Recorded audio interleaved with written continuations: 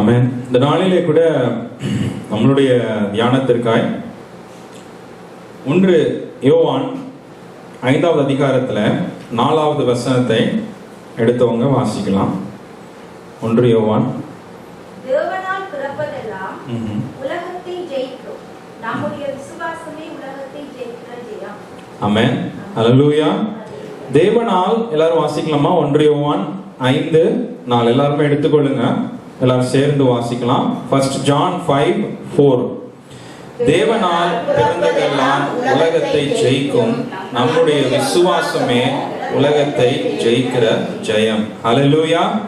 இந்த வசனத்தின்படி நம்ம பார்க்கும் பொழுது ஆண்டவர் நம்மளை எதற்காக அழைத்திருக்கிறார்? உலகத்தை ஜெயம் எடுக்கும்படிக்காய். ஆமென். உலகத்தின் காரியங்களை மேற்கொள்ளுவதற்காய் கர்த்தர் நம்மளை, God has called us not to be defeated, not to be losers, not to become not to decrease. ஆண்டவர் எதற்காய் நம்மளை அழைத்திருக்கிறார்? ஆண்டவர் உலகத்தை ஜெயிக்கிறவர்களாய் கர்த்தர் நம்மளை அழைத்திருக்கிறார். Hallelujah. The God has called us not to be overcome by the problems, overcome by the difficulties, overcome by all the sickness or anything. But கர்த்தர் என்ன சொல்றாரு? நீங்கள்லாம் எப்படிப்பட்டவர்கள்? தேவனால் பிறப்பது எல்லாம் உலகத்தை ஜெயிக்கும்ன்றார். ஆமென். நான் உலகத்தை ஜெயித்தேன்னு சொல்லி அவர் சொல்றாரு. ஹல்லேலூயா. அப்ப என்ன அர்த்தம்? நீங்களும் உலகத்தை ஜெயிப்பீர்கள் என்று சொல்லி வேதவசனம் கூறுகிறது. ஹல்லேலூயா. தேவனால் பிறந்தவர்கள் ஒரு நாளும் வெட்கப்பட்டு ஒரு நாளும் தோல்வியை சந்திக்கிறவர்களாய் காணப்பட மாட்டார்கள். அவருடைய வாழ்க்கையில் நடக்கிற எல்லாவற்றையும் கர்த்தர் என்ன சொல்றாரு? நன்மைக்காகவே அவர் செய்கிற எல்லாவற்றிலும் ஆண்டவர் உங்களுக்கு ஒரு ஜெயத்தை வச்சிருக்கிறார். உங்களுடைய வாழ்க்கையில நீங்க கடந்து செல்லுகிற எந்த ஒரு பாதையா இருந்தாலும் God has planned a victory. God has planned a day for your victory. உங்களுடைய வாழ்க்கையில கர்த்தர் ஒரு நாளை ஜெயத்திற்குன்னு முன்குறிச்சு வச்சிருக்கிறார். ஆமென். ஆமென். அதுதான் இந்த வேத வசனத்தினுடைய அர்த்தம். ஆமென். விசுவாசிக்கிறோமா? இந்த வசனத்தை விசுவாசிக்கும் பொழுதுதான் நம்ம அதில் இருக்கிற அந்த பலத்தையும் சுகத்தையும் நம்ம பெற்றுக்கொள்ள முடியும் என்று சொல்லி பார்க்கிறோம். வெளிப்படுத்தல் புஸ்தகத்துல அநேக இடங்களில ஜெயம் கொள்ளுகிறவனுக்கு இதை கொடுப்பேன், ஜெயம் கொள்ளுகிறவனுக்கு ஆண்டவர் அதை கொடுப்பேன்னு சொல்லி அநேக காரியங்கள அந்த சபைகளுக்கு எழுதுகிற காரியத்திலே அவர் சொல்லுகிறது. அப்புறம் அதிகாரத்தை கொடுப்பேன்றாரு, மன்னாவை கொடுப்பேன்றார், தேவனுடைய வீட்டில் நீங்க தூண்களாய் இருப்பீர்கள் என்று சொல்லி ஆண்டவர் சொல்றார். அப்ப பார்க்கும் பொழுது ஆண்டவர் நம்ம ஜெயம் எடுக்கணும்னு சொல்லி விரும்புகிறார். அதற்கான முயற்சிகளை நம்ம செய்யணும்னு ஆண்டவர் விரும்புகிறார். You need to put an effort to overcome. ஏன்னா ஆண்டவர் சொல்லி இருக்கிறதுனால நம்ம ஜெயம் எடுத்தே ஆக வேண்டும் என்று. ஆனா ஒரு காரியத்தை இந்த இடத்துல சொல்லுகிறார் ஆண்டவர், தேவனால் பிறந்தது மாத்திரம்தான் ஜெயம் எடுக்க முடியும். Only those who are born of God can overcome the world. Only those who are born of God என்று சொல்லி வேதவசனம் கூறுகிறது. ஹல்லேலூயா. அப்போ ஒரு மனிதன் ஏன் தேவனால பிறக்கலனா, ஏன் ஒரு மறுபடியும் பிறக்கிற ஒரு அனுபவம் இல்லைன்னா ஏன் அவனால ஜெயம் எடுக்க முடியாது? Why can an ordinary man overcome the problems? என்று சொல்லி பார்க்கும் பொழுது ரோமர் 7வது அதிகாரத்துல பவுல் இங்கே அதற்கான காரணத்தை சொல்லுகிறார். ரோமர் 7:15 20 வசனம் முடியாரா ஒரு வாசிங்க. அந்தபடி திரும்பவும். ரோமர் 7:15 எப்படி எனில் நான் செய்கிறது எனக்கே சம்மதி இல்லை, நான் விரும்புகிறதை செய்யாமல் நான் வெறுக்கிறதையே செய்கிறேன். ஆமென்.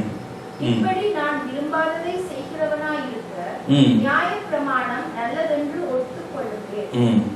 ஆதலால் நான் அல்ல, எனக்குள் வாசமாய் இருக்கிற பாவமே அப்படி செய்கிறது. ஆமென்.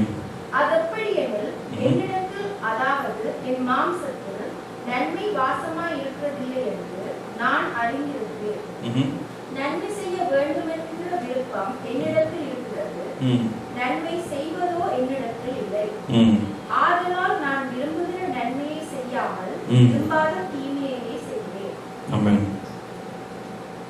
ஆமென். ஹல்லேலூயா. அங்கிள் ஆண்டிக்கும் புரிஞ்சுதான் தெரியல. ரோமன் 7:15-20 அவங்களுக்கும் சொல்லுங்க. ஸோ அவங்க அட்லீஸ்ட் வசனத்தையாவது எடுத்து வாசிப்பாங்க. கர்த்தர் நாம மகிமைப்படுவதாக. பார்க்கும் பொழுது இங்க பவுல் சொல்லுகிறார் இந்த இடத்துல, நன்மை செய்யணும்னு சொல்லி நான் வந்து மேற்கொள்ளணும்னு சொல்லி எனக்குள்ள ஒரு ஆர்வம் இருக்கு, ஒரு வாஞ்சை இருக்குது, ஒரு ஏக்கம் இருக்குது. ஆனா என்னால என்ன பண்ண முடியல, அதை செய்ய முடியல என்று சொல்லி அவர் சொல்றார். எதனால காரணம் என்றால், இப்படி நான் விரும்பாததை செய்கிறவனாய் இருக்க நியாயப்பிரமாணம் நல்லதென்று ஒத்துக்கொள்ளுகிறேன். எல்லாமே ஆண்டவர் செய்ய சொல்லுகிற எல்லாமே நல்லதுதான் நான் ஒத்துக்கிறேன். ஆண்டவர் என் வாழ்க்கையில வச்சிருக்கிற செய்ய நினைக்கிற காரியங்கள் எல்லாம் நன்மைன்னு தான் ஒத்துக்கிறேன். ஆனா அது எல்லாவற்றையும் செய்ய எனக்குள்ள என்ன முடியல, ஒரு பாவம் எனக்குள்ளே காணப்படுகிறது. ஒரு பாவ உணர்வு, நேச்சர் அண்ட் சின்ஃபுல் நேச்சர் எனக்குள்ளே காணப்படுகிறபடியினால என்னால நான் நினைக்கிற காரியத்தை நான் உண்மையா இருக்கணும்னு நினைக்கிறேன், ஆனால் என்னால் இருக்க முடியல. நான் இச்சிக்க கூடாதுன்னு நினைக்கிறேன், ஆனால் என்னால இச்சிக்காம இருக்க முடியல. நான் வந்து ஒரு கோவப்படாம இருக்கணும்னு நினைக்கிறேன், ஆனா எனக்குள்ள கோவப்படாம இருக்க முடியல. அப்படி பார்க்கும் பொழுது எனக்குள்ள என்ன இருக்குது என்று சொல்லி அவர் இந்த இடத்துல சொன்ன, அந்தபடியெனில் என்னிடத்தில், அதாவது என் மாம்சத்தில் நன்மை வாசமாய் இருக்கிறதில்லை என்று நான் அறிந்திருக்கிறேன். நன்மை செய்ய வேண்டும் என்கிற விருப்பம் என்னிடத்தில் இருக்கிறது, நன்மை செய்வதோ என்னிடத்தில் இல்லை என்றார். அல்லேலூயா.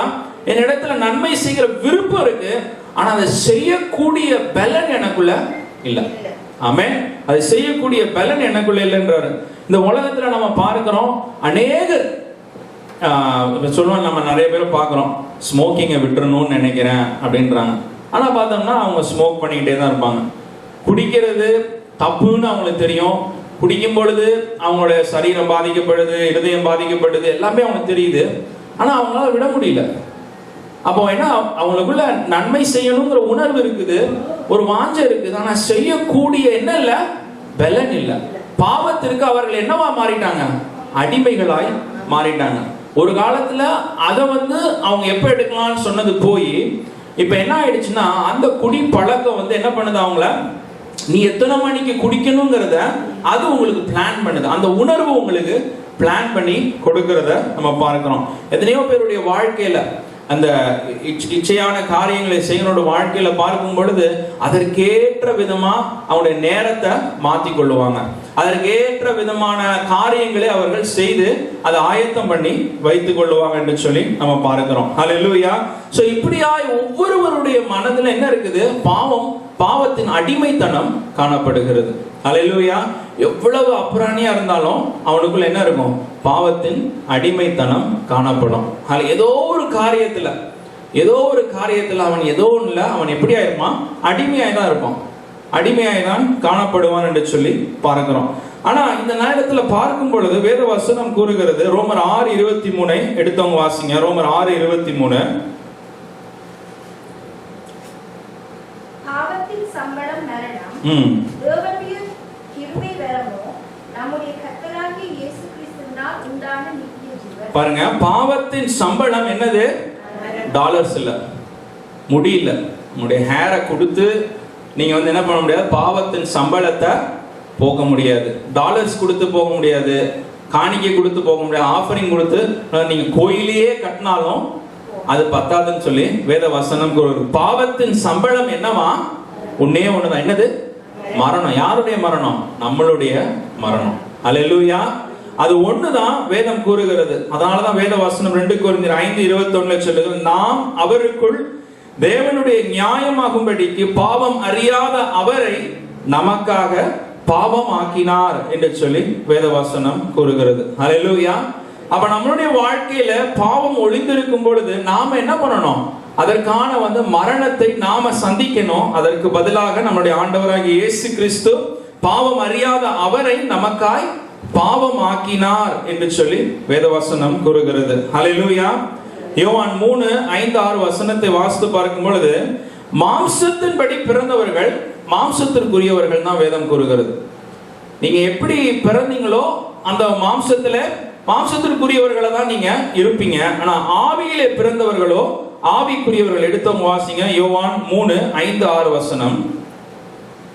இயேசு பிரதியுத்தரமாக, ஒருவன் ஜலத்தினாலும் ஆவியினாலும் பிறவாவிட்டால் தேவனுடைய ராஜ்யத்தில் பிரவேசிக்க மாட்டான் என்று மெய்யாகவே மெய்யாகவே உனக்கு சொல்லுகிறேன். மாம்சத்தினால் பிறப்பது மாம்சமாய் இருக்கும், ஆவியினால் பிறப்பது ஆவியாய் இருக்கும். ஆமென் ஆமென். மாம்சத்திற்குரியவர்கள் எப்படி இருப்பாங்க? மாம்சத்திற்குரியவர்களாய் தான் காணப்பட முடியும் என்று சொல்லி வேதம் கூறுகிறது. அவர்களுக்குள்ள எந்த ஒரு மாற்றமும் ஏற்பட முடியாது.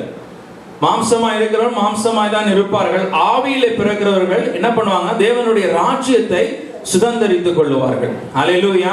அவர்கள் தான் புதிதாய் பிறந்தவர்கள் மாத்திரம்தான் தேவனுடைய ராஜ்யத்தை காண்பார்கள், பிரவேசிப்பார்கள் என்று சொல்லி வேதவசனம் கூறுகிறது. அல்லேலூயா. அப்ப முதலாவது நம்மளுடைய வாழ்க்கையில நான் உலகத்தை ஜெயிக்கணும்னா, உலகத்தின் சிற்றின்பங்களை, உலகத்தின் அசுத்தங்களை நான் மேற்கொள்ளணும்னா எனக்குள்ள என்ன நடக்கணும்? ஒரு புதிதாய் பிறக்கிற ஒரு அனுபவம் காணப்பட்டால் மாத்திரம்தான் வேதம் கூறுது. only if you are born of God can you overcome the world. வேத வசனத்தை என்ன பேர் விசுவாசிக்கிறோம்? அல்லேலூயா. இல்ல ஆண்டவர் பொய் சொல்றாருன்னு நினைக்கிறோமா? ஆண்டவர் பொய் சொல்றான்னு சொல்றவங்க ஆமென் சொல்லுங்க. ஆமென். இல்ல இல்ல, ஆண்டவர் என்ன சொல்றாரு?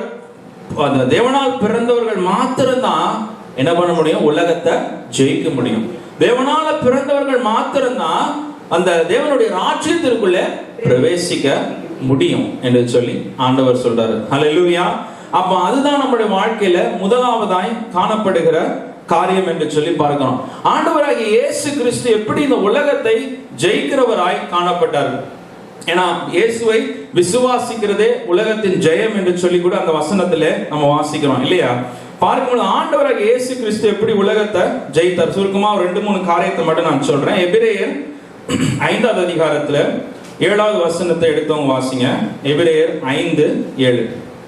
அவர் மாம்சத்தில் இருந்த நாட்களில் தம்மை மரணத்தினின்று ரட்சிக்க வல்லமை உள்ளவரை நோக்கி கலக்க சத்தத்தோடும் கண்ணீரோடும் விண்ணப்பம் பண்ணி வேண்டுதல் செய்து தமக்கு உண்டான பயத்தின் நிமித்தம் கேட்கப்பட்டு, ஆமென், வாசிங்க, அவர் குமாரனாய் இருந்தும் பட்ட பாடுகளினாலே கீழ்ப்படிதலை பெற்றுக்கொண்டு, ஆமென். போதும் சிஸ்டர். பாருங்க இந்த இடத்துல அவர் மாம்சத்தில் இருந்த நாட்களில் தம்மை மரணத்தினின்று ரட்சிக்க வல்லமை உள்ளவரை நோக்கி பலத்த சத்தத்தோடும் கண்ணீரோடும் விண்ணப்பம் பண்ணி வேண்டுதல் செய்து தமக்கு உண்டான பயபக்தியின் நிமித்தம் கேட்கப்பட்டு என்று சொல்லி வேதவசனம் கூறுகிறது. ஆண்டவராகிய இயேசு கிறிஸ்து உலகத்துல எப்படி ஜெயம் கொண்டார்? அவர் ஜெபித்து அவர் ஜெயம் கொண்டார் என்று சொல்லி பார்க்கிறோம். அல்லேலூயா. இயேசு ஜெயம் கொள்ளுகிறதற்கு ஒண்ணு அவர் இந்த உலகத்துல ஒரு வித்தாய் வந்தார் என்று சொல்லி பார்க்கிறோம். மற்றொரு காரியம், அவர் உலகத்தை ஜெயித்ததற்குரிய காரணம் என்ன? அவர் கண்ணீரோடு அவர் விண்ணப்பிக்கிறவராய் காணப்பட்டாராம். அல்லேலூயா. அதனால்தான் பேதுரு விழுகிறதை பார்த்த உடனே அவர் என்ன சொல்லாரு? நான் உனக்காக ஜெபித்திருக்கிறேன் என்று சொல்லி, பிசாசு உன்னை அலைகழிக்கும்படிக்காய் அவன் கேட்டு நான் உனக்காய் ஜெபித்திருக்கிறேன், நீ விழுந்து போகாதபடிக்கு என்ன பண்ணணும்? நீ விழித்திருந்து ஜெபி என்று சொல்லி ஆண்டவர் சொல்றாரு. அப்போ ஒரு மனுஷன் ஜெயம் எடுக்கணும்னா என்ன காணப்படணும்? அவர் வாழ்க்கையில ஒரு ஜெபிக்கிற ஒரு அனுபவம் காணப்படும். தானியேல் ஏன் இப்படி ஜெயம் கொண்டாரு? தானியேல் எப்படி ஜெயம் கொண்டாருன்னு சொல்லி பார்க்கும் பொழுது எல்லாரும் அவனுக்கு எதிர்த்து நிற்கிறாங்க, எல்லாரும் அவனுக்கு விரோதமாய் நிற்கிறாங்க. ஆனா அவர் என்ன பண்றாரு? அவர் போய் ஜெபிக்கிற ஒரு மனிதனாய் காணப்பட்டதுனால அவரால் அந்த சூழ்நிலைய மேற்கொள்ள முடிகிறது. அல்லேலூயா. அந்த பயத்தை மேற்கொள்ள முடிகிறது. அல்லேலூயா. இன்னைக்கு நம்ம அனைவருடைய வாழ்க்கையில சோர்வு வருது, ஒரு ஏதோ ஒரு பாரமா இருக்குது, நம்மளுடைய வாழ்க்கையில ஒரு சோர்வா இருக்குது, ஏதோ ஒண்ணு நம்மளை பயன்படுத்துது அப்படின்னா அதற்கு காரணம் என்ன என்று சொல்லி பாருங்க. இயேசு எப்படி மேற்கொண்டார்? அவர் கெத்செமனே தோட்டத்தில் பார்க்கும் பொழுது அவர் எப்படி ஜெபித்து அதை மேற்கொள்ளுகிறவராய் காணப்பட்டார். தானியேல் ஜெபித்து மேற்கொள்ளுகிறவனாய் காணப்பட்டான் என்று சொல்லி பார்க்கிறோம். அப்ப நம்முடைய வாழ்க்கையில எவ்வளவுக்கு நம்ம ஜெபிக்கிறோமோ அப்ப என்ன புரிந்து கொள்ள முடியுது? இயேசுவை போல, தானியேலை போல நாம ஜெயம் கொள்ளுகிற ஒரு அனுபவம் நம்ம வாழ்க்கையில காணப்படும் என்று சொல்லி பார்க்கிறோம். ஹல்லேலூயா. இல்லை என்றால் எப்பொழுதும் போல நம்மளுக்குள்ள ஒரு பயம், ஒரு நடுக்கம், ஒரு காரியம் காணப்படும். பாருங்க, அந்த அப்போஸ்தலர் புஸ்தகத்துல 4வது அதிகாரம் என்று சொல்லி நினைக்கிறேன். அதுல பார்க்கும் பொழுது இந்த விசுவாசிகள் எல்லாரும் பயந்து நடுங்குறாங்க. ஆண்டவருக்கு தெரியாதா இவங்களுக்கு தைரியத்தை கொடுக்கணும், இவங்களுக்கு வல்லமையை கொடுக்கணும்னு ஆண்டவருக்கு தெரியாதா? ஆண்டவருக்கு தெரியும் இல்லையா? ஆண்டவருக்கு தெரியும் இவங்களுக்குலாம் தைரியம் வேணும், இவங்களுக்குலாம் சும்மாவே கொடுத்துருக்கலாம். ஆனா அவர்கள் தேவனை நோக்கி ஜெபித்தார்கள். தேவன் வல்லமையை அவர்களுக்குள்ளே ஊற்றி அவர்கள் என்னது தேவனுடைய சுவிசேஷத்தை அறிவிக்கிறவர்களாய் கர்த்தர் அவர்களை மாற்றினார். ஆண்டவருக்கு தெரியுங்க, நீங்க ஜெயம் கொள்ளணும், எந்த காரியத்துல நீங்க ஜெயம் கொள்ளணும் தெரியும். ஆனா ஆண்டவர் சொன்ன, நீ ஜெபிக்கும் பொழுது நான் உனக்கு ஜெயத்தை கொடுப்பேன். அல்லேலூயா. நீ என்னை நோக்கி கூப்பிடும் பொழுது நான் உனக்கு என்ன பண்ணுவேன்? ஜெயத்தை நான் கொடுப்பேன். அப்ப அவர்கள் ஜெபித்தார்கள். நிறைய காரியங்கள், நிறைய இன்சிடென்ட்ஸ் நம்ம வேதத்துல இருந்து நம்ம பார்க்க முடியும். ஆண்டவருக்கு தெரியும் எல்லாமே. இவர்களுக்கு என்ன தேவை, இவர்களுக்கு அது தேவைன்னு சொல்லி தெரியும். இவர்களுக்கு கஷ்டப்படுறாங்களே, இவங்களுக்கு உதவி செய்யணும். ஆனா ஆண்டவர் என்னை நோக்கி நீ கூப்பிடுன்றாரு. நான் உனக்கு அறியாத மெட்டாதமான விளங்காத பெரிய காரியங்களை நான் உனக்கு செய்வேன்னு சொல்லி ஆண்டவர் சொல்லுகிறவராய் காணப்படுகிறார். ஆமென். ஹல்லேலூயா. மூன்றாவது காரியமா ஆண்டவர் எப்படி ஜெயம் கொண்டார் என்று சொல்லி பார்க்கும் பொழுது 1 யோவான் 5:4 சொல்லப்படுகிற விதமாய், நம்முடைய விசுவாசமே உலகத்தை ஜெயிக்கிற ஜெயம் என்று சொல்லி வேத வசனம் கூறுது. நம்மளுடைய விசுவாசம். ஆமென். இயேசு எப்படி இந்த உலகத்திலே ஜெயம் கொண்டார் என்று சொல்லி பார்க்கும் ஒவ்வொரு முறையும் அவர் சோதிக்கப்படும் பொழுது வேத வசனம் என்ன கூறுகிறது? எடுத்தவங்க வாசிங்க. மத்தேயு 4:4. இப்படிதான் இயேசு ஒவ்வொரு முறையும் பிசாச ஜெயித்தார். இப்படிதான் ஒவ்வொரு முறையும் அவர் ஓவர் கேம் பண்ணாராம். எப்படி பண்ணாரு? மத்தேயு 4:4 வாசிங்க. பிரதியுத்தரமாக மனுஷன் அப்பத்தினாலே மாத்திரமல்ல, தேவனுடைய வாயிலிருந்து புறப்படுகிற ஒவ்வொரு வார்த்தையினாலும் பிழைப்பான் என்று எழுதி இருக்கிறதே என்றார். ஆமென். என்று எழுதி இருக்கிறதே. பல வார்த்தைகள் அதுல மாறிச்சு. ஆனா அதுல பார்க்கிறத 3 காரியத்திலையும் ஆண்டவர் எப்படி நம்மளுக்கு அவர் மேற்கொண்டார்னு சொல்றாரு. என்று எழுதி இருக்கிறதே என்றார். பாருங்க, ஆண்டவர் இந்த வார்த்தைகளுக்கு இயேசு எவ்வளவு கனத்தை கொடுக்கிறார் பாருங்க. அதுல எழுதியிருக்கிறது நம்ம சும்மா எழுதியிருக்குது, பொழுது பொழுது எழுதி எனக்கு எல்லாம் தெரியும் அப்படின்னா இயேசு சொல்றாரு அந்த இடத்துல, அப்படி எழுதி இருக்குதே அப்ப நான் அதை விசுவாசிக்கிறேன் அப்படின்றார். அல்லேலூயா. எத்தனை பேர் நம்ம அப்படி செய்யறோம் நம்முடைய வாழ்க்கையில? அதுல எழுதி இருக்குதே அதை நான் விசுவாசிக்கிறேன், அப்ப நான் அப்படியே செய்யறேன். எத்தனை பேர் சொல்ல முடியும்? நம்ம அதுல எழுதி இருக்குதா, அதுல எழுதி இருக்கிறதுனால என்னால விசுவாசிக்குது அப்படின்னு நம்ம வேணா திங்க் பண்றோம். ஆனா ஆண்டவர் என்ன சொல்றாரு? எப்படி? அதிலே எழுதி இருக்கிறதே என்றார். எல்லாரும் சொல்லுங்க, அதிலே எழுதி இருக்கிறதே என்றார். அந்த வார்த்தையை அப்படியே ஏற்றுக்கொள்ளணும். அப்போ ஆண்டவர் என்ன ஆதியாகமத்திலிருந்து வெளிப்படுத்தல் வரைக்கும் சும்மா எழுதி அவர் எப்படி என்ன சொல்றாரு? எல்லா புஸ்தகமும் அவரை குறித்து எழுதப்பட்டிருக்குன்னு சொல்லி அவர் இந்த book, the laws of the prophets, இந்த சங்கீதம் எல்லாத்தையும் அவர் சொல்றாரு. ஒரு வசனத்துல எனக்கு கரெக்டா அந்த வசனம் எப்படி என்ன ஆர்டர்ல சொல்றான்னு எனக்கு தெரியல.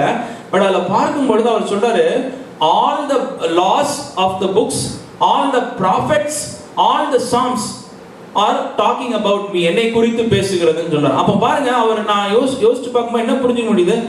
இந்த ஆர்டர்ல ஏற்கனவே வாசிச்சிருக்கிறார் அவர் எல்லாத்தையுமே. எல்லா புஸ்தகத்தையும் 5 புஸ்தகம், முதல் 5 புஸ்தகத்தை வாசிச்சிருக்கிறாரு. அந்த தீர்க்கதரிசி புஸ்தகத்தெல்லாம் அவர் வாசிச்சிருக்கிறாரு.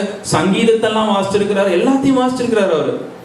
எல்லாத்தையும் அவர் சொல்றாரு, என்னை பற்றி எழுதப்பட்டிருக்கு எல்லாமே சத்தியம்ன்றாரு. ஆமென். அப்ப அதை அப்படியே விசுவாசிக்கணும். அதை புடமிட்டு பார்க்க கூடாது. அது இன்னைக்கு பொருந்துமா, இப்ப பொருந்துமா அப்படின்லாம் நம்ம யோசிக்க கூடாதுன்னு. ஒரு வசனம் கர்த்தர் நம்மளோடு கூட பேசுறாருன்னா இயேசு சொல்றாரு, அதுல எழுதி இருக்கிறதே அவ்வளவுதான். பிசாசுக்கு ஒரு வழியே இல்லைங்க, பிசாசுக்கு இடமே இல்லை. நீங்க என்னைக்கு அதுல எழுதி இருக்கிறத நீங்க டவுட் பண்றீங்களோ பிசாசு உள்ள வந்துடும். புரியுதுல? நீங்க என்னைக்கு அதை எழுதி இருக்கிற ஆதியாகமத்தில் இப்படி எழுதி இருக்குது, நடந்திருக்குமா நடந்திருக்காதா அப்படின்னு நீங்க யோசிச்சீங்கன்னா பிசாசு அங்க உள்ள. அப்போ நீங்க எனக்கு முன்னா நான் வேதத்தெல்லாம் வாசிப்பேன். ஃபர்ஸ்ட் நான் ஆதியாகமத்தை வாசிக்கும் போது ஆதியாகமம் முதல் புஸ்தகத்தை நம்பிட்டோம்னா கடைசி புஸ்தகத்தை ஈஸியா நம்பிடலாம். ஆமென். ஆண்டவருடைய பக்கத்தை நீங்க நம்பிட்டீங்கன்னா, 2-3 அதிகாரத்தை நீங்க நம்பிட்டீங்கன்னா முடிஞ்சு போச்சு. அப்ப எல்லாமே சாத்தியம் அதுக்கப்புறம். ஆனா அதுலதான் என்ன பண்றான் பிசாசு? கை வைக்கிறான். அதுலதான் அது அப்படி இருக்குமோ, இப்படி இருக்குமோ, அப்படி இருக்குமோன்னு சொல்லி 1008 குழப்பங்களை ஏற்படுத்த. அப்ப அது டவுட்டுக்கு வந்துருச்சுன்னா எல்லாமே டவுட். அப்புறம் புரியுதுல? பிசாசனுடைய வேலை அப்படியாய் காணப்படுகிறது என்று சொல்லி பார்க்கிறோம். வேத வசனம் குரு, அதனால் விசுவாசம் கேள்வியினாலே வரும், கேள்வி தேவனுடைய வசனத்தினாலே வரும் என்று சொல்லி அந்த விசுவாசம் நம்ம பெற்றுக்கொள்ளணும்னா எங்க போகணும்? தேவனுடைய வார்த்தைக்கு போகணும். எத்தனை பேர் தேவனுடைய வார்த்தையில சொல்லப்பட்டிருக்கிறத எல்லாத்தையும் நான் விசுவாசிக்கிறேன்னு சொல்றோம்? ஒரு ஆமென் சொல்லுங்களேன். அல்லேலூயா. எல்லாரும் விசுவாசிக்கிறீங்களா? ஏதாச்சும் ஒண்ணு ஒரு வேலை அப்படி இருக்காதோன்னு நினைக்கிறீங்களா? அதாவது இல்ல, ஆண்டவரே சொல்லிட்டாரு. ஆமென். அதுல எழுதப்பட்டிருக்கிறது. முடிஞ்சு போச்சு, கதை முடிஞ்சு போச்சு. அதுக்கப்புறம் அதுல யாரும் கொஸ்டின் பண்றதுக்கு ஒரு வாய்ப்புகளே கிடையாது. அதுல அது அப்படியே செய்ய வேண்டியதான் நம்மளுடைய வேலையாய் காணப்படுகிறது. ஆமென். அதுதான் மூணாவது காரியமாய் தேவனுடைய வார்த்தைகளை விசுவாசிக்கிறதுனால இயேசு என்ன பண்ணாரு? பிசாசை ஜெயம் கொண்டு உலகத்தை ஜெயித்தவராய் காணப்படுகிறாரு. ஹல்லேலூயா. நான்காவது காரியமாய் பார்க்கும் மத்தேயு 26வது அதிகாரத்துல 39வது வசனம். மத்தேயு 26:39. சற்று அப்புறம் போய் முகம் குப்புற விழுந்து, என் பிதாவே, இந்த பாத்திரம் என்னை விட்டு நீங்க கூடுமானால் நீங்கும்படி செய்யும். ஆகிலும் என் சித்தத்தின்படி அல்ல, உம்முடைய சித்தத்தின்படியே ஆகக் கடவது என்று ஜெபம் பண்ணினார். ஆமென். எப்படி ஆண்டவர் உலகத்தை ஜெயித்தார்? அந்த இடத்துல அவர் சொல்றாரு, என்னுடைய சித்தத்தின்படி அல்ல. பாருங்க, அப்ப அவருக்கு ஒரு யோசனை இருக்குது. மனுஷனா அந்த உலகத்துல இருந்து அவருக்கு ஒரு யோசனை இருக்குது. என் சித்தத்தை அவருக்கு, அவரா இருந்தாருன்னா அவருக்கு தோணுது, இந்த பாத்திரம் என்னை விட்டு நீங்க கூடுமானால் நீங்கட்டுமே. ஆனா எனினும் என்னுடைய சித்தம் அல்ல. யாருடைய சித்தம் நிறைவேறணும்? பிதாவினுடைய சித்தம் நிறைவேறணும் என்று சொல்லி அவர் சொல்றார். டைம்ஸ் நம்ம கூட யோசிப்போம், ஏன் நம்ம இப்படி செய்யக்கூடாது, ஏன் அதை அப்படி செய்யக்கூடாது, என்னோட இஷ்டப்படி செய்யக்கூடாது. why don't I do it according to my will, my interest? எனக்கு பிடிச்ச மாதிரி நான் ஏன் செய்யக்கூடாது, எனக்கு தோன்ற மாதிரி நான் ஏன் செய்யக்கூடாது அப்படின்னு சொல்லி அப்போ உங்களுக்கு அந்த மாதிரி ஒரு சிந்தனை வருதுன்னா நீங்க இந்த வசனத்தை நினைவு கூற வேண்டியது அவசியமாய் காணப்படுகிறது. அவர் சொல்லுகிறார், முகம் குப்புற விழுந்து, என் பிதாவே, இந்த பாத்திரம் என்னை விட்டு நீங்க கூடுமானால் நீங்கும்படி செய்யும். ஆகிலும் என் சித்தத்தின்படி அல்ல, உம்முடைய சித்தத்தின்படியே ஆக கடவது என்று ஜெபம் பண்ணினார் என்று சொல்லி வேதவசனம் கூறுகிறது. ஆண்டவராகிய இயேசு கிறிஸ்து முடிவு பரியந்தம் என்ன பண்ணாரா? தேவனுடைய சித்தத்திற்கு தன்னை ஒப்பு கொடுத்தார். ஹல்லேலூயா. whatever God told him to do, he did. அப்படிதான் உலகத்தை ஜெயிக்க முடியுமா? உலகத்தை ஜெயிக்கணும்னா இயேசு ஒரு பாவம் அறியாத ஒரு மனுஷனாய் மரிச்சார், உலகத்தை ஜெயித்தார். ஆனா அதுல இன்னொரு பங்கு என்ன இருக்குது? தேவ சித்தத்தின்படி அவர் நடக்கிற ஒரு அனுபவத்திலே காணப்பட்டார். அல்லேலூயா. வெறுமையா ஆண்டவர் நான் ஒரு ஆட்டுக்குட்டியா செத்து மரித்து நான் எல்லாருக்காக பாவத்துக்காக மரித்து நான் போயிட்டேன் அப்படின்னு அவர் செய்யல. அவர் தேவ சித்தத்திற்கு தன்னை ஒப்பு கொடுத்ததுனால, அவர் வேதவசனம் முடிவு பரியந்தம், மரண பரியந்தம் தன்னை தாழ்த்தினதுனால தேவன் அவரை உயர்த்தினார் என்று சொல்லி வேதவசனம் கூறுகிறது. ஹல்லேலூயா. ஹல்லேலூயா. ஆண்டவர் நமக்கு அதனை கற்றுக் கொடுக்கிறாரு. மத்தேயு 6 நம்ம வாசிக்கும்போது பரமண்டல ஜெபத்தை சொல்லும் பொழுது என்ன சொல்றாரு? let it be done in earth as it is done in heaven என்று சொல்லி அவர் சொல்லுகிறார். பரமண்டலங்களிலே செய்யப்படுகிறது போல பூமியிலும் செய்யப்படுவதாக என்று சொல்லி அவர் சொல்லுகிறார். 2 காரியத்தை இந்த இடத்துல மட்டும் நான் சொல்லி முடிக்க விரும்புகிறேன். முதலாவது காரியமாய் பார்க்கும் பொழுது தேவனுடைய சித்தம்னு எளிதா நம்ம சொல்லிடுறோம். I have to do God's will என்று சொல்லி நம்ம சொல்லினோம். இதுல தேவனுடைய சித்தத்துல 2 பங்கு காணப்படுகிறது. ஒண்ணு தேவன் எழுதி வைத்திருக்கிற காரியத்திலே அறிந்த சித்தம் என்று சொல்லி ஒண்ணு பார்க்கிறோம். எடுத்தவங்க வாசிங்க. 1 நாளாகமம் புஸ்தகத்துல 16வது அதிகாரத்துல 11 15. First Chronicles 16:11 to 15. 1 நாளாகமம் 16:11 15 வசனம் முடியுது. இது எல்லாருக்குமே தெரிந்த ஒரு காரியம். இங்க என்ன நடக்குதுன்னா, முத தடவை தாவீது அந்த உடன்படிக்கை பெட்டியை எடுத்துட்டு வர என்ன பண்றாரு? முயற்சி செய்கிறார் என்று சொல்லி பார்க்கிறோம். 1 நாளாகமம் 16:11 வாசிங்க. கர்த்தரையும் அவர் வல்லமையையும் நாடுங்கள், அவர் சமூகத்தை நித்தமும் தேடுங்கள். இல்ல, சாரி 15. சாரி 15ல 11 15 வசனம் முடியும். ஆமா 15 சாப்டர் 15. பின்பு தாவீது ஆசாரியராகிய சாதோக்கையும் அபியாத்தாரையும் லேவியராகிய ஊரியேல், அசாயா, ஜோவேல், செமாயா, எலியேல், அமினதாப் என்பவர்களை அழைத்து அவர்களை நோக்கி, லேவியரில் நீங்கள் பிதாக்களுடைய சந்ததிகளின் தலைவர் நீங்கள். இஸ்ரவேலின் தேவனாகிய கர்த்தரின் பெட்டியை அதற்கு நான் ஆயத்தம் பண்ணின தலத்திற்கு கொண்டு வரும்படி உங்களையும் உங்கள் சகோதரரையும் பரிசுத்தம் பண்ணிக் கொள்ளுங்கள். முதலில் நீங்கள் அதை சுமக்காத படியினாலும் நாம் நம்முடைய தேவனாகிய கர்த்தரை நியாயமான படியே தேடாத போனபடியினாலும் அவர் நமக்குள்ளே அடிவிட பண்ணினார் என்றார். அப்படியே ஆசாரியரும் லேவியரும் இஸ்ரவேலின் தேவனாகிய கர்த்தரின் பெட்டியை கொண்டு வர தங்களை சுத்தம் பண்ணிக் கொண்டார்கள். பின்பு லேவி புத்திரர் கர்த்தருடைய வார்த்தையின் படியே மோசே கற்பித்த பிரகாரம் தேவனுடைய பெட்டியை அதன் தண்டுகளினாலே தங்கள் தோள் மேல் எடுத்துக் கொண்டு வந்தார்கள். ஹல்லேலூயா. இந்த வசனத்தை நீங்க எத்தனையோ முறை வாசிச்சிருக்கிறீங்க.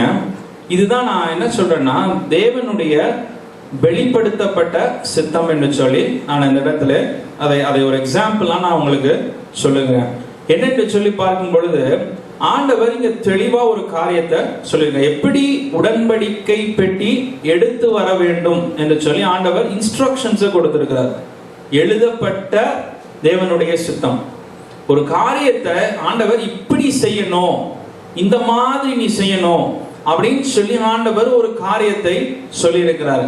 அதற்கு அவர்கள் என்ன பண்ணாம போயிட்டாங்க, அந்த காரியத்தின்படி செய்யாமல் போயிட்டாங்க என்று சொல்லி வேதவாசனம். அதனால தேவன் கோபம் கொண்டார் என்று சொல்லி வேதவாசனம் கூறுகிறது. இது தேவனாலே வெளிப்படுத்தப்பட்ட சித்தம். ஹல்லேலூயா. இந்த வெளிப்படுத்தப்பட்ட சித்தத்திற்கு நாம் என்ன பண்ணணுமா, சரியாய் பின்பற்றுகிறவர்களாய் காணப்பட வேண்டும். ஹல்லேலூயா. ஆண்டவர் விரும்புகிற விதமாய் அதை செய்ய நாம பழகி கொள்ளணும். பாருங்க, இங்க என்ன பிரச்சனை வருது, ஆண்டவருடைய எழுதப்பட்ட சித்தத்தை அறியாமல் அவர்கள் செய்தார்கள், மறந்து போயிட்டாங்க. ஆண்டவர் இப்படிதான் கேட்டாரோ, இப்படிதான் செய்ய சொன்னாரா அப்படிங்கிற ஒரு ஞானம் இல்லாம அதை செஞ்சாங்க. ஆனா இன்னைக்கு நம்மளுக்கு ஆண்டவர் இப்படிதான் செய்யணும், இந்த மாதிரி தான் செய்யணும்னு சொல்லி ஆண்டவர் தெளிவாய் எழுதி வைத்திருக்கிறார். ஹல்லேலூயா. அதை நம்ம அப்படியே கை கொள்ளும் பொழுது ஆண்டவர் நமக்கு ஒரு அற்புதங்களை செய்கிறவராய் காணப்படுகிறார். ஹல்லேலூயா. நம்ம அந்த காரியத்துல தெளிவாய் காணப்படும். என்ன ஆண்டவருடைய சித்தம் என்ன, ஆண்டவருடைய சித்தம் என்ன அப்படின்னு சொல்லி கேள்வி கேட்கிற யோசனையிலே இல்லாம ஆண்டவருடைய எழுதப்பட்ட சித்தத்தின்படி கரெக்டா செய்யறோமா, நம்ம மறுபடியும் பிறந்திருக்கிறோமா, மறுஜென்ம முழுக்கை நம்ம எடுத்திருக்கிறோமா, அபிஷேகத்தை பெற்றிருக்கிறோமா, இந்த காரியம்லாம் ஆண்டவருடைய வெளிப்படுத்தப்பட்ட சித்தம். இதை நீங்க கொஞ்சம் ஏன் ஆடு வழியா உடன்படிக்கை பெட்டியை கூட்டிட்டு வந்தா என்ன, கழுத மேல வச்சு கூட்டிட்டு வந்தா என்ன, நல்லதுதான். கழுத மேல வச்சு கூட்டிட்டு வரலாம், மாடு மேல வச்சு கூட்டிட்டு வரலாம், எதுல வேணாலும் வச்சு நீங்க கூட்டிட்டு வரலாம், இல்ல ஆசாரியத்தை வேற யாராவது கூட கூட்டலாம். அது தேவனுடைய சித்தம் இல்ல. அததான் நீங்க புரிஞ்சுக்கணும். அதுதான் ஆண்டவர் இங்க சொல்றார், நான் வெளிப்படுத்தின சித்தத்தின்படி நீ நடக்க பழகணும். ஹல்லேலூயா. அதை நீங்க அப்படி பண்ணிருக்கலாமே, இப்படி பண்ணிருக்கலாமே, அதையும் அப்படி பண்ணிக்கலாம் அப்படின்னு கேட்கறது ஆண்டவருக்கு பிடிக்காத ஒரு காரியமாய் காண. ஆண்டவர் ஒரு காரியத்தை, ஒரு நீதியை ஆண்டவர் ஏற்படுத்தி வச்சிருக்கிறார்னா அந்த நீதிக்கு ஒரு நோக்கம் இருக்குது. உங்களுக்காக ஸ்பெஷலா பண்ணல. அவர் உலகத்துல இருக்கிற எல்லாரும் ரட்சிக்கப்பட இதுதான் வழின்னு சொல்லி ஆண்டவர் ஒரு நீதியை செட் பண்ணி இருக்கிறாரு. அந்த நீதியின்படி நம்ம நடந்து கொள்ள பழகி கொள்ளணும். ஹல்லேலூயா. இது ரொம்ப ஒரு முக்கியமான ஒரு காரியம். நிறைய வேலைகள் என்ன நடக்குதுன்னா, தேவனுடைய சித்தம் என்னன்னு தெரியல, தேவனுடைய சித்தம் என்னன்னு தெரியல, அதனால நான் செய்யல அப்படின்னு நம்ம நினைக்கணும். முதல்ல வெளிப்படுத்தப்பட்ட சித்தத்தின்படி நாம வாசிக்கும் பொழுது, தாவீது முறை தெரியாம செஞ்சிட்டாரு, அடுத்த முறை வாசித்து புரிந்து கொண்டு இப்படித்தான் செய்யணும்னு என்ன சொல்லியிருக்கான். 15வது வசனத்தை வாசிங்க மறுபடியும். அந்த 15வது வசனத்தை மட்டும் வாசிங்க யாராவது ஒருவர். கர்த்தருடைய வார்த்தையின்படி மோசே கற்பித்த பிரகாரம் தேவனுடைய பெட்டியை அதில் தண்டுகளினாலே தங்கள் தோள் மேலே எடுத்துக்கொண்டு வந்தார்கள். பாருங்க, கிளியரா ஃபாலோ பண்ணணும். தேவன் எழுதப்பட்ட விதமாய். அதனால்தான் ஆண்டவராக இயேசு கிறிஸ்து மறுபடியும் சொல்றாங்க, இது எழுதப்பட்டிருக்கிறதே என்று சொல்லி அவர் சொல்லுகிறதுக்குரிய காரணமாய் எல்லாத்துக்கும் ஆண்டவர் ஒரு நோக்கத்தை வச்சிருக்கிறாரு. அதை நீங்க புரிந்து கொள்ளணும். அந்த காரியத்தை நீங்க இதுவரைக்கும் செய்யலன்னா இந்த நாளில வெளிப்படுத்தப்பட்ட சித்தத்தின்படி நீங்க என்ன பண்ணணும்? இயேசுவை ஏற்றுக்கொண்டு திருப்பியும் மனம் திரும்பி ஞானஸ்தானத்தை பெற்றுக்கொண்டு அபிஷேகத்தை பெற்றுக்கொண்டு தேவனுடைய ராஜ்யத்திற்குள்ளே நீங்க பிரவேசிக்க வேண்டும் என்று சொல்லி நான் கேட்டுக்கொள்கிறேன். வெளிப்படுத்தப்படாத சித்தம். அடுத்தது, ஆண்டவர் என்கிட்ட அப்படியும் பேசுகிறவராய் காணப்படுகிறார். 1 சாமுவேல் 15வது அதிகாரத்துல 10வது வசனத்தை எடுத்து வாசிங்க. 1 சாமுவேல் 15:10. இங்க எல்லாருக்கும், நீங்க எல்லாரும் நல்லா வேதத்தை ஆராய்ஞ்சவங்க, அதை பார்க்கும் பொழுது அது உங்களுக்கு டக்குன்னு புரிஞ்சிடும். அந்த இடத்துல என்ன நடக்குது? ஆண்டவர் என்ன சொல்லியிருக்காரு சவுல்கிட்ட? அமலேக்கியரை நீ என்ன பண்ணணும்? மொத்தமா அழித்து போடணும். அவருடைய பொருட்களை நீ என்ன பண்ணக்கூடாது? நீ உனக்கு பர்சனலா எடுத்து வச்சிக்க கூடாதுன்னு சொல்லி ஆண்டவர் என்ன பண்ணிருக்காரு? சாமுவேலின் மூலியமாய் தெளிவா அவருடைய சித்தத்தை வெளிப்படுத்தி இருக்கிறாரு. அவர் இன்ஸ்ட்ரக்ஷனை கொடுத்திருக்கிறாரு சாமுவேல் வழியா. நீ இதை இப்படி செய்யணும் அப்படின்னு சொல்லி சவுலுக்கு ஒரு ஸ்பெசிபிக் இன்ஸ்ட்ரக்ஷன். நீ இப்படிதான் செய்யணும். சவுலுக்கு மாத்திரம் அதை கொடுக்கப்பட்ட ஒரு இன்ஸ்ட்ரக்ஷன் ஆய் காணப்படுகிறது. ஆனா சவுல் என்ன பண்ணுகிறார்? அந்த வசனத்துல வாசிங்க. 1 சாமுவேல் 15:10. அப்பொழுது கர்த்தருடைய வார்த்தை சாமுவேலுக்கு உண்டாகி அவர் சொன்னது, நான் சவுலை ராஜாவாக்கினது எனக்கு மனஸ்தாபமாய் இருக்கிறது. அவன் என்னை விட்டு திரும்பி என் வார்த்தைகளை நிறைவேற்றாமல் போனான் என்றார். அப்பொழுது சாமுவேல் மனம் நொந்து முழுவதும் கர்த்தரை நோக்கி கூப்பிட்டான். ஆமென். சவுல் என்ன பண்ணாரா? சவுல் என்ன பண்ணாரு? அவருடைய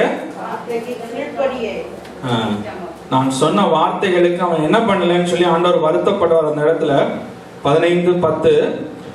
அப்பொழுது கர்த்தருடைய வார்த்தை சாமுவேலுக்கு உண்டாகி அவர் சொன்னது, நான் சவுலை ராஜாவாக்கினது எனக்கு மனஸ்தாபமாய் இருக்கிறது. பாருங்க, ஆண்டவர் வருத்தப்படுறாரு. ஏன் அவனை போய் நான் தெரிந்து கொண்டேன், ஏன் இந்த மனுஷனை நான் போய் ஆசீர்வதிச்சேன் அப்படின்னு சொல்லி ஆண்டவர் மனஸ்தாபம் கொள்ளுகிறாராம். அவன் என்னை விட்டு திரும்பி என் வார்த்தைகளை நிறைவேற்றாமல் போனான் என்று சொல்லி வேதவசனம் கூறுகிறது. அல்லேலூயா.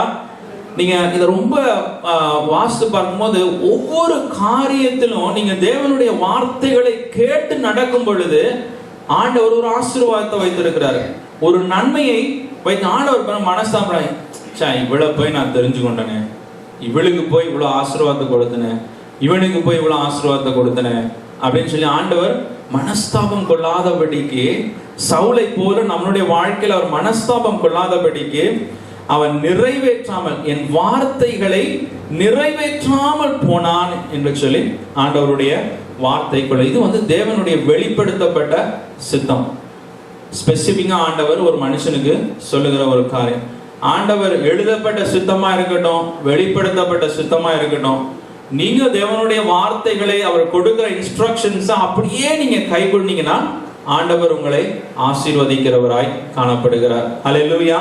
ஆபிரகாமை குறித்து அவர் சொல்லும் பொழுது, நான் அவனுக்கு ஸ்பெசிபிக்கா சொன்னேன், உன்னுடைய மகனை நீ என்ன பண்ணணும்? பலியிடணும்னு நான் அவனுக்கு, நம்ம எல்லாருடையும் ஆண்டவர் அதை எதிர்பார்க்கறது இல்லை, பலியிடணும்னு சொல்லி அவனுக்கு ஒரு ஸ்பெசிபிக் இன்ஸ்ட்ரக்ஷன்ஸ் தான் ஆண்டவர் ஆபிரகாமுக்கு கொடுக்கிறாரு. ஆபிரகாம் அதற்கு கீழ்ப்படிந்தபடியினால, நான் கொடுத்த அந்த வார்த்தைக்கு அவன் கீழ்ப்படிந்தபடியினால தலைமுறையாய் நான் அவனை ஆசீர்வதிப்பேன்னு சொல்லி ஆண்டவர் சொல்லுகிறார். அல்லேலூயா. நம்ம எல்லாம் கண்களை மூடலாம் ஒரு விசை கூட.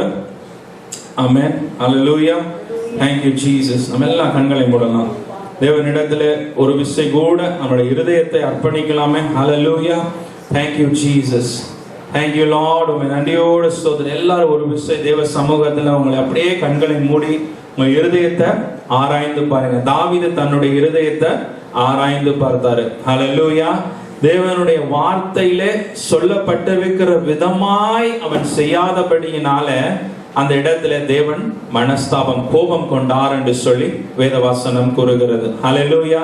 தேவனுடைய சித்தத்தை அறிந்து சவுல் செய்யாமல் போனபடியினால கர்த்தர் சொல்லுகிறார், அந்த இடத்துல நான் மனஸ்தாபம் கொண்டேன், இவனையே நான் தெரிந்து கொண்டேன் என்று சொல்லி அவர் மனஸ்தாபம் கொண்டார் என்று சொல்லி வேதம் கூறுகிறது. ஹல்லேலூயா.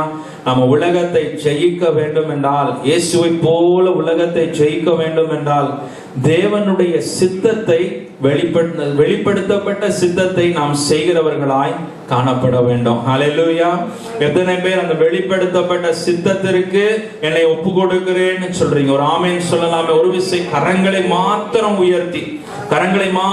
உயர்த்தி சொல்லுங்க, ஆண்டவரே நீர் வெளிப்படுத்தின சித்தத்திற்கு நான் என்னை ஒப்பு கொடுக்கிறேன்னு சொல்லுங்க. ஹல்லேலூயா. எனினும் என்னுடைய சித்தம் அல்ல, உம்முடைய சித்தமே நிறைவேற கடவுது என்று சொன்னார் என்று சொல்லி வேதம் கூறுகிறது. ஹல்லேலூயா. உங்க எல்லாருக்கும் ஒரு விருப்பம் இருக்கும், இதை அப்படி செய்யணும், இப்படி செய்யணும், அது அந்த பக்கம் போகணும், இந்த பக்கம் போகணும்னு உங்களுக்குள்ள ஒரு ஏக்கம் எல்லாம் தோற்றம்லாம் இருக்கும். ஆனா ஆண்டவராகிய இயேசு கிறிஸ்து உலகத்தை எப்படி ஜெயித்தாராம்? பிதாவினுடைய சித்தத்திற்கு தன்னை அர்ப்பணித்தவராய் காணப்படுகிறார். ஹல்லேலூயா. ஹல்லேலூயா. இந்த வார்த்தையில் எழுதப்பட்டிருக்கிற விதமாய் ஹல்லேலூயா அந்த விசுவாசம் கொள்ள கர்த்தர் நமக்கு உதவி செய்வாராக. அதில் எழுதப்பட்டிருக்கிற ஒவ்வொரு காரியத்தையும் நாம் விசுவாசிக்கும்படிக்காய் கர்த்தர் விரும்புகிறார். அப்பொழுது நாம் உலகத்தை ஜெயிப்போம்னு சொல்றாரு. ஹல்லேலூயா. நீங்க உலகத்தை ஜெயிக்கணும்னா இந்த காலை வேளையில சொல்லுங்க, ஆண்டவரே இதுல சொல்லி இருக்கிறது, என்னை நோக்கி நீ கூப்பிடு, நான் உனக்கு பதில் கொடுப்பேன்னு நீங்க சொல்லி இருக்கிற அந்த வார்த்தையை நான் நம்புறேன் ஆண்டவரே. அதை நம்புகிறதுனால நான் ஜெபிக்க போகிறேன் இனிமேல்னு சொல்லுங்க. ஹல்லேலூயா. ஹல்லேலூயா. அதை நல்லா படிக்க போறேன் ஆண்டவரே. நீங்க எழுதப்பட்டிருக்கிறது சொன்னீங்களே ஆண்டவர், அவ்வளவா நீங்க கற்று அறிந்திருக்கிறீங்களா ஆண்டவரே இந்த உலகத்தில், அதனால ஜெயம் கொண்டீங்களே. இந்த வார்த்தைகளை நானும் கற்று அறிய போகிறேன் ஆண்டவரே. ஆண்டவரே நான் கற்று அறிய போகிறேன் இனிமேல் என்று சொல்லுங்க. ஹல்லேலூயா. அப்பொழுது நீங்கள் உலகத்தை ஜெயிப்பீர்கள். ஹல்லேலூயா. ஹல்லேலூயா. உம்மை நன்றியோடு ஸ்தோத்திரிக்கிறோம் ஆண்டவரே. இந்த காலை வேளையில் இந்த வார்த்தைகளை கேட்டு இந்த உலகத்தை ஜெயம் கொள்ள கர்த்தர் ஒவ்வொருவருக்கும் நீர் உதவி செய்யும்படி நாங்கள் ஜெபிக்கிறோம். உம்முடைய கரத்தில் ஆண்டவரே அப்பா எல்லாவற்றையும் அர்ப்பணிக்கிறோம். நீர் தாமே வழி நடத்தும், பலப்படுத்தும். இயேசுவின் மூலம் வேண்டி நிற்கிறோம் ஜீவன் நல்ல பிதாவே. ஆமென்.